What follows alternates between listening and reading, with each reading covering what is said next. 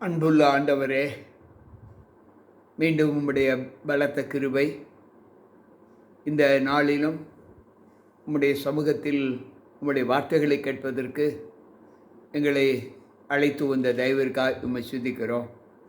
வந்திருக்கின்ற எங்கள் ஒவ்வொருவரோடும் உம்முடைய கிருபை தங்கி இருப்பதற்காக உம்மை ஸ்தோத்தரிக்கிறோம். மீட்பர் இயேசு கிறிஸ்துவின் நாமத்தில் ஜெபிக்கிறேன் நல்ல பிதாவே, ஆமென். அன்பான உடன் விசுவாச பிள்ளைகளே, மீண்டும் கர்த்தருடைய வார்த்தைகளை கேட்பதற்கு வந்திருக்கின்ற உங்கள் அனைவருக்கும் இந்த திங்கட்கிழமையின் காலையின் வாழ்த்துக்களை தெரிவித்துக் கொள்கிறேன்.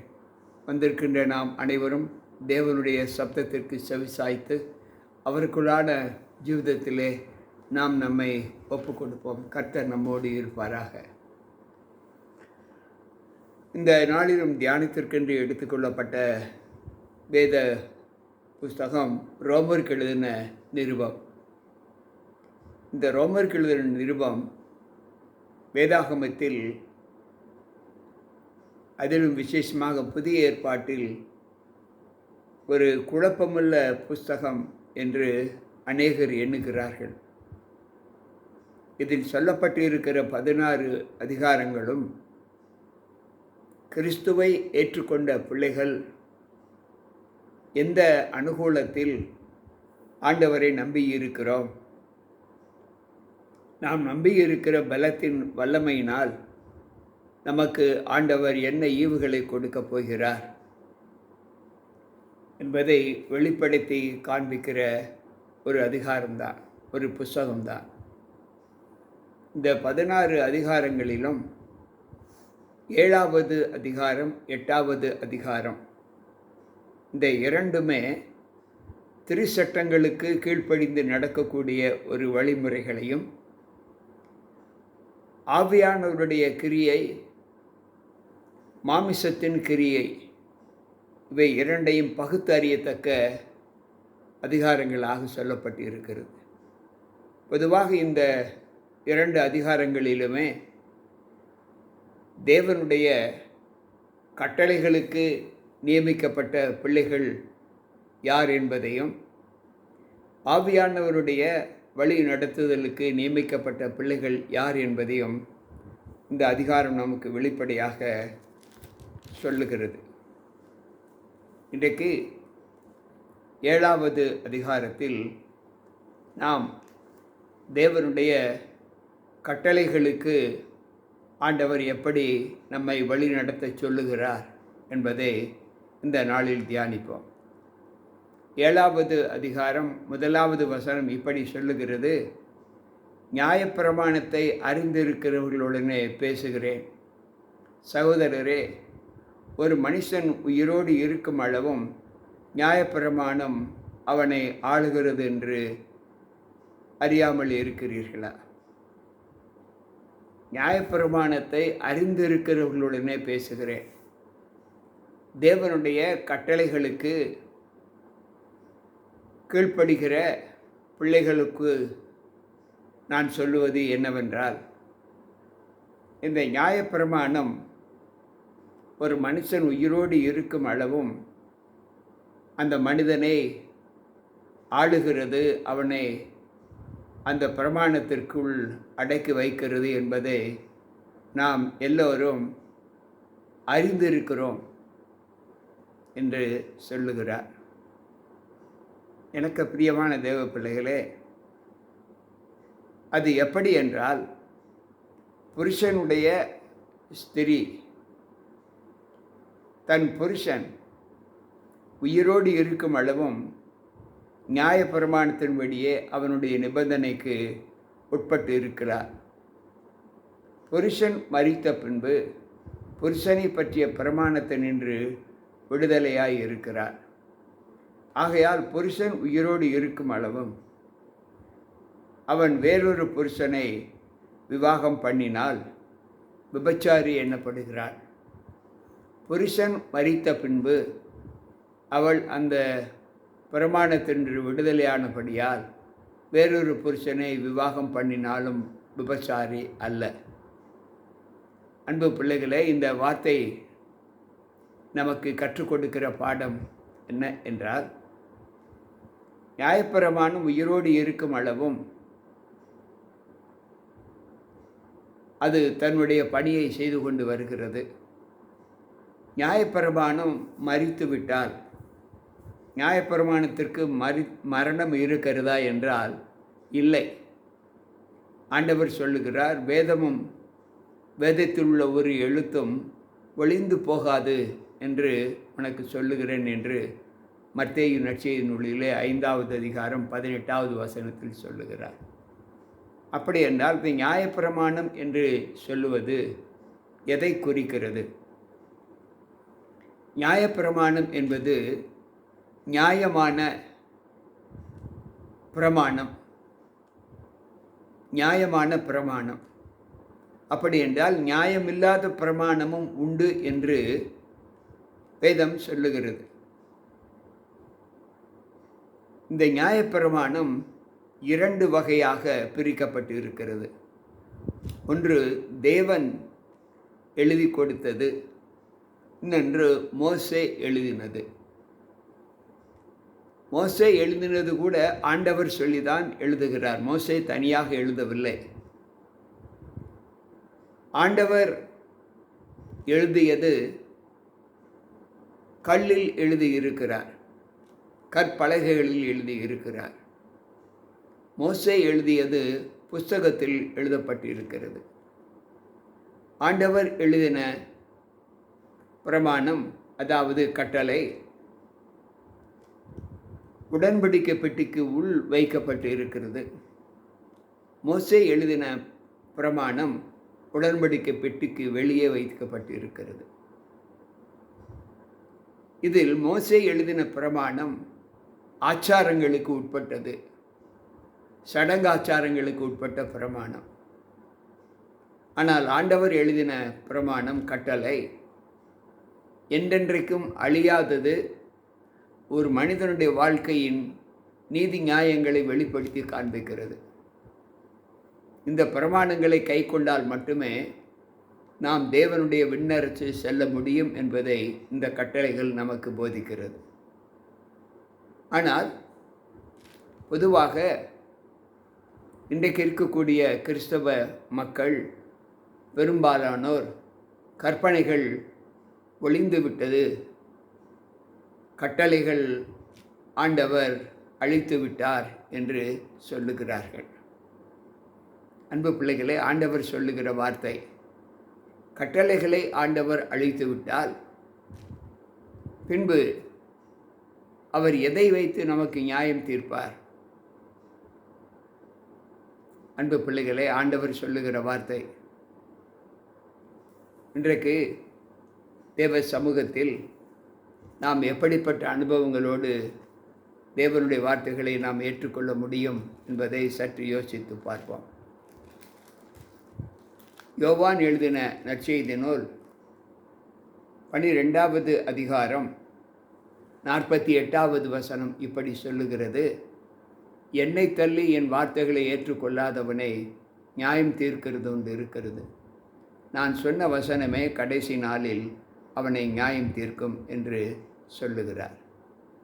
அன்பு பிள்ளைகளே, இன்றைக்கு இந்த அனுகூலத்தில் கற்பனை ஒளிந்துவிட்டது என்று ஆண்டவர் சொன்னால், அழித்து விட்டேன் என்று அவர் சொன்னதாக சொல்லுகிற ஒரு அனுபவம் காணப்பட்டால் ஆண்டவர் எதை வைத்து நியாயம் தீர்ப்பார்? சற்று யோசித்து பார்ப்போம். லூக்கா எழுதின நற்செய்தி நூல் 10வது அதிகாரம் 16வது வசனம் இப்படி சொல்லுகிறது, சீசரை நோக்கி, உங்களுக்கு செவி கொடுக்கிறவன் எனக்கு செவி கொடுக்கிறான், உங்களை அசட்டை பண்ணுகிறவன் என்னை அசட்டை பண்ணுகிறான், என்னை அசட்டை பண்ணுகிறவன் என்னை அனுப்பினவரை அசட்டை பண்ணுகிறான் என்றார்.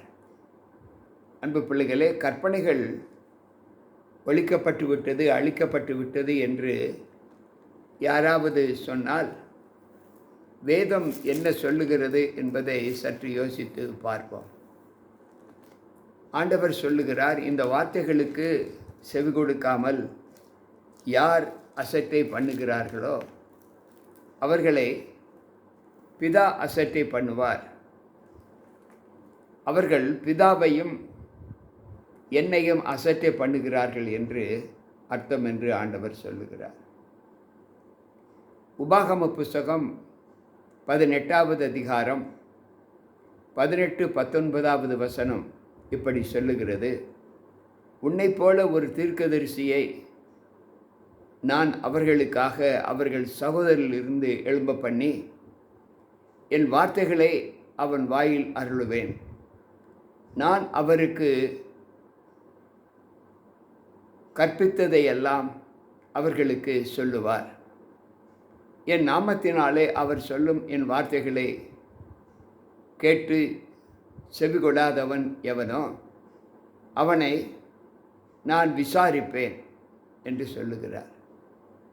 அன்பு பிள்ளைகளே, இங்கு ஆண்டவர் சொல்லுகிற வார்த்தை, நான் உங்களுக்குள் ஒரு தீர்க்கதரிசியை உண்டாக்கி என் வார்த்தைகளை சொல்லும்படி அவனை அனுப்புவேன். அவர் உங்களுக்கு சொல்லுகிற வார்த்தைகளை நீங்கள் கேட்காவிட்டால் உங்களை நான் விசாரிப்பேன் என்று சொல்லுகிறார். எனக்கு பிரியமான தேவ பிள்ளைகளே, இந்த வாசித்த இந்த வசனங்களிலிருந்து கற்பனைகள் எவ்வளவு முக்கியப்படுத்தப்பட்டு இருக்கிறது என்பதை ஆண்டவர் சொல்லுகிறார். நியாயப்பிரமாணத்தை ஆனாலும் தீர்க்க தரிசனங்களை ஆனாலும் அழிக்கிறதற்கு அல்ல, அதை நிறைவேற்றவே வந்தேன் என்று சொல்லுகிறார். வானமும் பூமியும் ஒழிந்து போனாலும் வேதத்தில் ஒரு எழுத்தோ ஒரு எழுத்தின் உறுப்போ ஒழிந்து போகாது என்று மெய்யாகவே மெய்யாகவே நான் உங்களுக்கு சொல்லுகிறேன் என்று மத்தேயு 5:17-18 நாம் வாசிக்கலாம். அன்பு பிள்ளைகளே, சற்று நம்முடைய ஜீவிதத்தில் நாம் ஆண்டவருக்கென்று நம்ம ஒப்புக் கொடுக்கிற ஒரு அனுபவத்தை பார்ப்போம். வேதாகமத்தில் ஆண்டவர் கட்டளைகள் ஒழிந்து போயிற்று என்று சொல்லுகிற அனுபவம் ஆண்டவரால் சொல்லப்படுகிற வார்த்தைகள் அல்ல. அது எப்படி இந்த வார்த்தைகளை கிறிஸ்துவை ஏற்றுக்கொண்ட பிள்ளைகள் சொல்லுகிறார்கள் என்று புரியவில்லை. அன்பு பிள்ளைகளே, நியாயப்பிரமாணத்தை கொடுத்தவர் ஒருவர், அவர் மட்டும்தான் அதை அழிப்பதற்கு அதிகாரம் பெற்றவர். இன்றைக்கு கொடுத்தவரே அதை அழிப்பாரா? யோசித்து பார்ப்போம். வெளிப்படுத்தின விசேஷம் 22வது அதிகாரம் 14வது வசனம் இப்படி சொல்லுகிறது: ஜீவ விருட்சத்தின் மேல் அதிகாரம் உள்ளவர்கள் ஆவதற்கும் வாசல்கள் வழியாய் நகரத்திற்குள் பிரவேசிப்பதற்கும் அவருடைய கற்பனையின்படி செய்கிறவர்களே பாக்கியவான்கள் என்று சொல்லுகிறார். வெளிக்கப்பட்டு விட்டதென்றால் ஆண்டவர் இந்த வார்த்தைகளை மீண்டும் தன்னுடைய முடிவு புஸ்தகத்தில் எப்படி சொல்லியிருப்பார்? யோசித்து பார்ப்போம். அன்பு பிள்ளைகளே, இன்றைக்கு நம்முடைய வாழ்க்கையில் கற்பனைகள் எப்படிப்பட்டதாய் காணப்படுகிறது என்பதை யோசித்து பார்ப்போம். இங்கு ஆண்டவர் சொல்லுகிறார், ஒரு மனிதனுடைய வாழ்க்கையில் இந்த பிரமாணங்கள், இந்த கட்டளைகள் ஒரு மனிதனை எப்படி வழி நடத்துகிறது என்பதை நாம் பார்ப்போம். அன்பு பிள்ளைகளே, இங்கு ஆண்டவர் சொல்லுகிறார், முன்னே நான் நியாயப்பிரமாணம் இல்லாதவனாய் இருந்தபோது நான் ஜீவன் உள்ளவனாய் இருந்தேன். கற்பனை வந்தபோது பாவம் உயிர்த்தெழுந்து விட்டது, நான் மரித்தவனானேன். ரோமர் 7:9 சொல்லுகிறார். நான் முன்பு கற்பனையை கை கொள்ளாமல் இருக்கும்போது, நியாயப்பிரமாணம் என்னதென்று எனக்கு அறிவிக்கப்படாமல் இருக்கும்போது நான் ஜீவன் உள்ளவனானேன். அந்த கற்பனை என்றைக்கு என்னால் அறியப்பட்டு எனக்குள் வந்ததோ அப்பொழுது நான் மரித்தவனானேன். என்றால் எனக்குள் இருக்கும் பாவம் உயிர் கொண்டு விட்டது என்று சொல்லுகிறார். அப்படி என்றால் ஒரு மனிதனை நல்லவனா கெட்டவனா என்பதை உணர்த்துவது இந்த கட்டளைகள்தான் என்பதை இங்கு வேதம் உறுதி செய்கிறது. அன்பு பிள்ளைகளை, இப்படி இருக்க ஜீவனுக்கு ஏதுவான கற்பனையே எனக்கு மரணத்துக்கு ஏதுவாய் இருக்க கண்டேன். பாவமானது கற்பனையினாலே சமயம் பெற்று என்னை வஞ்சித்தது. அதனாலே என்னை கொன்றது. ஆகையால் நியாயப்பிரமாணம் பரிசுத்தம் உள்ளது தான், கற்பனையும் பரிசுத்தமாயும் நீதியுமாயும் நன்மையுமாயும் இருக்கிறது என்று இங்கு ரோமர் 7வது அதிகாரம் 10, 11, 12, 13 வசனங்களிலே சொல்லப்பட்டு இருப்பதை நாம் பார்க்கலாம். அன்பு பிள்ளைகளே, இன்றைக்கு அநேக மக்கள் இந்த தேவனுடைய கற்பனைகளுக்கு பிரமாணத்திற்கு கீழ்ப்படியக்கூடாத ஒரு மனப்பக்குவத்தை பெற்றிருப்பதை நாம் பார்க்கிறோம். ஆனால் வேதம் இதை குறித்து என்ன சொல்லுகிறது? அநேகர் சொல்வது போல வேதம் அதற்கு ஏதாவது ஒரு வழி வகுத்து இருக்கிறதா என்றால் இல்லை. வேதம் சொல்லுகிறது, ஆகையால் என்ன சொல்லுவோம்? நியாயப்பிரமாணம் பாவமோ? அல்லவே. பாவம் இன்னதென்று நியாயப்பிரமாணத்தினால் நான் அறிந்தேனே என்று மற்றபடி அறியவில்லை. இச்சையாவது இருப்பாயாக என்று நியாயப்பிரமாணம் சொல்லாதிருந்தால் இச்சை பாவம் என்று நான் அறியாமல் இருப்பேனே. அன்பு பிள்ளைகளே, சற்று யோசிப்போம். இன்றைக்கு நம்முடைய வாழ்க்கையில் நாம் நியாயப்பிரமாணம் இல்லாவிட்டால் பாவம் செத்ததாய் இருக்குமே. அன்பு பிள்ளைகளே, இன்றைக்கு இந்த வார்த்தைகள் எவ்வளவு அழுத்தமாக ஆண்டவர் சொல்லி இருக்கிறார் சற்று யோசிப்போம். மேலும் அவர் சொல்லுகிற வார்த்தை, மேலும் நமக்கு தெரிந்திருக்கிறபடி நியாயப்பிரமாணம் ஆவிக்குரியது தான். நானோ பாவத்திற்கு கீழாக விற்கப்பட்டு மாமிசத்திற்கு உரியவனாய் இருக்கிறேன். எப்படியெனில், நான் செய்கிறது எனக்கே சம்மதி இல்லை. நான் விரும்புகிறதை செய்யாமல் நான் வெறுக்கிறதையே செய்கிறேன். இப்படி நான் விரும்பாததை செய்கிறவனாய் இருக்க நியாயப்பிரமாணம் நல்லதென்று ஒத்துக்கொள்ளுகிறேன். ஆதலால் நான் அல்ல, எனக்குள் வாசமாய் இருக்கிற பாவமே அப்படி செய்கிறது. ரோமர் 7வது அதிகாரம் 14, 15, 16வது வசனத்திலே ஆண்டவர் சொல்லுகிறார். அன்பு பிள்ளைகளே, ஒரு மனிதன் தவறு செய்து விட்டான் என்பதை மற்றவர்கள் சொல்லி தெரிய வேண்டிய அவசியமில்லை. எப்பொழுது தேவனுடைய பிரமாணம், தேவனுடைய கட்டளை அவருக்குள் வந்ததோ, அந்த மனிதனுக்குள் வந்ததோ, அப்பொழுதே நாம் செய்கிறது நல்லதா அல்லது கெட்டதா என்பதை அந்த பிரமாணமே நமக்கு வெளிப்படுத்தி காண்பிக்கும். அப்படி வெளிப்படுத்தி காண்பிக்கும்போது கெட்டது எதுவோ அதை நாம் விட்டு, நல்லது எதுவோ அதை நாம் பின்பற்றி நடக்கக்கூடிய மனப்போக்குவத்தை கொடுப்பது தேவனுடைய பிரமாணம். அன்பு பிள்ளைகளை, ஆண்டவர் சொல்லுகிற வார்த்தை, நான் நல்லவனா கெட்டவனா என்பதை எனக்கு சுட்டி காண்பிப்பதே இந்த பிரமாணம்தான். அது அழிந்து விட்டால் நான் எப்படி வேண்டுமானாலும் வாழலாமே. அந்த அனுபவத்தை தான் இந்த வார்த்தைகள் நமக்கு கற்றுக் கொடுக்கிறது. ஆண்டவர் இப்படித்தான் வாழ வேண்டும் என்று சில வழிகளை நமக்கு கொடுத்திருக்கிறார். 10 வழிமுறைகளை நமக்கு நம்முடைய ஜீவிதத்தில் உயிரோடு இருக்கும் வரைக்கும் அதை கைக்கொண்டு நடக்க வேண்டும் என்று சொல்லி கொடுத்திருக்கிறார். அப்படி இல்லை என்றால் அவர் சொல்லி இருக்க மாட்டார். நீங்கள் எப்படி வேண்டுமானாலும் வாழலாம், எந்த தன்மையிலும் நீங்கள் வாழலாம் என்று ஆண்டவர் சொல்லுகிறார். அன்பு பிள்ளைகளே, இன்றைக்கு இந்த பிரமாணத்தின் முக்கியத்துவங்களை நாம் எப்படி ஏற்று நடக்கிறோம் என்பதை யோசித்து பார்ப்போம். ஆண்டவர் தம்முடைய ஜீவிதத்தில் நமக்கு கொடுக்கிற காலத்தின் வகையறைகளை எப்படி நாம் பார்க்கிறோம்? அவர் சொல்லுகிறார் ரோமர் 7:19, ஆதலால் நான் விரும்புகிற நன்மையை செய்யாமல் விரும்பாத தீமையை செய்கிறேன். அந்தபடி நான் விரும்பாததை நான் செய்தால் நான் அல்ல, எனக்குள்ளே வாசமாய் இருக்கிற பாவமே அப்படி செய்கிறது. ஆனபடியால் நன்மை செய்ய விரும்புகிற என்னிடத்தில் நீதி தீமை உண்டென்று ஒரு பிரமாணத்தை காண்கிறேன். அன்பு பிள்ளைகளே, இன்றைக்கு ஆண்டவர் சொல்லுகிறார், நான் விரும்புகிற நன்மையை செய்யாமல் விரும்பாத தீமையை செய்கிறேன். ஏனென்றால் எனக்குள் வாசமாய் இருக்கிற பாவமே என்னை அப்படி செய்ய தூண்டுகிறது. ஒரு மனிதன் தன்னை பாவி என்று அறிவிப்பது இந்த கட்டளை தான் என்பதை எவ்வளவு தெளிவாக ஆண்டவர் வேதத்தில் நமக்கு வைத்திருக்கிறார். கேட்டுக்கொண்டிருக்கிற அன்பான தேவ பிள்ளைகளே, இந்த சூழ்நிலையில் நம்முடைய வாழ்க்கையில் இந்த பிரமாணங்களின் முக்கியத்துவத்தை குறித்து நாம் எப்படி நம்மை ஒப்புக் கொடுக்க வேண்டும் என்பதை இந்த சத்திய வசனம் நமக்கு சொல்லுகிறது. எனவே கட்டளை இல்லாமல், தேவனுடைய கட்டளைகள் இல்லாமல் நமக்கு பரலோக ராஜ்யம் இல்லை என்பதை ஆண்டவர் தெளிவாக சொல்லுகிறார்.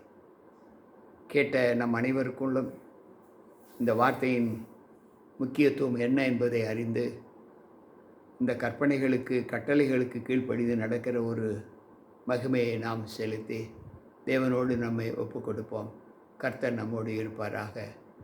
ஜெபிப்போம்.